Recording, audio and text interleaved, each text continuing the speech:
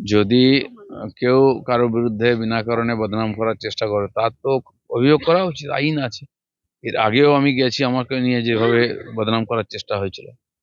তো যদি সেই ধরনের কোনো অভিযোগ কেউ করে থাকে বা যে ধরনের বিনা কারণে সোশ্যাল মিডিয়াকে দুর্ব্যবহার করে অপব্যবহার করে বদনাম করার চেষ্টা হয়, অবশ্যই তার প্রতিবাদ হওয়া উচিত। লাল ঘোষ বলেছেন আপনি দীঘার জগন্নাথ মন্দিরের প্রথম দিন অক্ষয় তৃতীয়ার দিন গেছিলেন বলেই নতুন বছরে আপনার ভাগ্যে শিখেছিল। উনি তো প্রবচন দিতেই থাকেন, তো সেই প্রবচন কজন শোনে? অ্যামিউজমেন্ট হয় ওনার প্রবচনে, সব ব্যাপারে উনি সবকিছু বলেন, লোকে মজা নেয়। কি হয়েছে না হচ্ছে সেটা তো আমার পার্টি ঠিক করছে। আর 26-এর ইলেকশনে কি হবে সেটা মনে হয় জগন্নাথ দেবের আশীর্বাদে পরিবর্তন হবে এখানে। যে জোনগুলো ভাগ করা হলো তার মধ্যে আপনাকে যে জোনের দায়িত্ব দেওয়া হবে বলে এখনো পর্যন্ত রাজনৈতিক মহল মনে করছে, সেই জোনের মধ্যে অন্তত খুব গুরুত্বপূর্ণ 35টি বিধানসভা কেন্দ্র আছে যেগুলোতে একেবারে নেক টু নেক ফাইট হবে এবং আপনাদের সর্বশক্তি দিয়ে ঝাঁপিয়ে পড়তে হবে।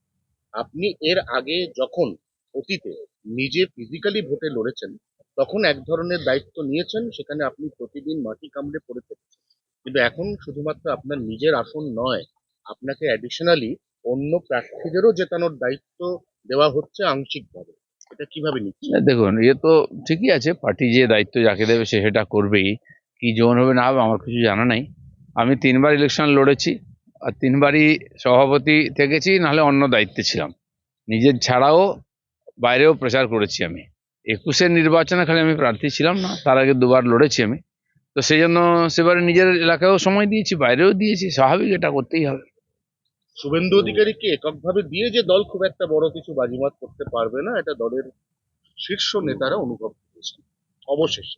না না, কোনো পার্টি কোনো একজনের ব্যক্তির উপরে চলতে পারে না তো, বাকিরাও আছেন আজকে।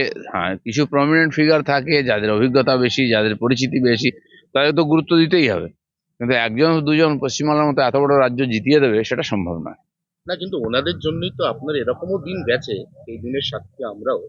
সেটা হচ্ছে প্রধানমন্ত্রী এসেছেন শহর কলকাতায় বা পশ্চিমবঙ্গের অন্য জায়গায়, আপনি উড়ানে বিমানে চলে গেছেন ব্যাঙ্গালোর। প্রধানমন্ত্রী এসেছেন, আপনি মঞ্চে স্থান পাননি, আপনি বসেছেন সামনে দর্শকের আসনে। সেই আপনাকে অস্বীকার করা শেষ পর্যন্ত গেল না।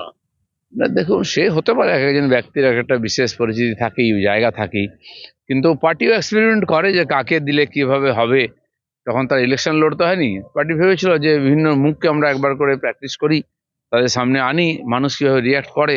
তো সেটা দেখার পরে তারা ডিসিশন জানিয়েছে এখন ইলেকশনে এখন যে সবাইকে নিয়েই লড়তে হবে, লড়াতে হবে। আমার মনে হয় সেই প্রক্রিয়া চলেছে। হুমায়ুন কবির নতুন দল করলেন, যে ইউপি জনতা উন্নয়ন পার্টি। সংখ্যালঘুদের একটা ভোট তিনি কাটবেন মূলত ভোট কাটুয়া হিসেবে, এমনটা রাজনৈতিক মহল মনে করছে। সেক্ষেত্রে 2026-এর ভোটে কি অ্যাডভান্টেজ বিজেপি? গতবারে আইএসএফ নিয়েও এরকম চর্চা আপনারা করেছিলেন, ভোট কাটবে, কি হলো পরিণাম? কিচ্ছু হয়নি।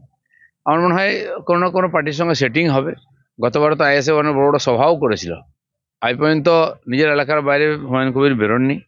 ওনার পার্টির কি ভবিষ্যৎ হবে, কি চান, উনি তো সকালে এরকম বলেন, বিকালে এরকম বলেন, তার স্ট্যান্ড পয়েন্টও ঠিক নাই। তো এটা করলে তো মানুষ বিশ্বাস করবে না। যদি নতুন পার্টি করে লড়তে চান, ঠিক করুন, পরিষ্কার করে ঘোষণা করে দিন ওনার কি উদ্দেশ্য। তো যারা চায় তারা তাকে সহযোগিতা করবে। বাকি উনি আমার মনে হয় দাম বাড়াচ্ছেন বা জল মাপছেন যে কার দিকে গেলে আমি সুবিধা বেশি পাবো। উনি তো বলছেন 27 অথবা 28 তারিখে এই জানুয়ারি মাসে উনি ব্রিগেডে 10 লক্ষ লোকের ব্রিগেড সমাবেশ করবেন। অলরেডি উনি মাসখানেক হয়নি, তার মধ্যে অনেক কিছু কথা বলেছেন, সেটা করেননি। 10 লক্ষ যদি জোগাড় করতে পারেন, নিঃসন্দেহে একটা বড় শক্তি হিসেবে উঠে আসবে ওনার পার্টি। বলছি অভিষেকের আবার জিতবে পারবে যাত্রা শুরু। নবজোয়ারের ফয়দাটি এবারে এবং আজ থেকে দেখুন, নির্বাচনকে কেন্দ্র করে সব পার্টি কিছু না কিছু অ্যাক্টিভিটি করে, বিশেষ নির্বাচন কেন্দ্রিক যাত্রা ইত্যাদি সব পার্টি করছে, আমরাও করব। তাতেই ইলেকশন জিতে যাবে? ডায়লগ দিয়ে যদি ইলেকশন জিতে যেত তাহলে তো অনেক কিছু হয়ে যেত। এক সময় জবাব দিতেই হয়। সিপিএম যখন জিতছিল লোকে ভাবছিল অজেয়, কেউ হারাতে পারবে না, আর এমন ভাবে হারলো আর খুঁজেই পাওয়া গেল না।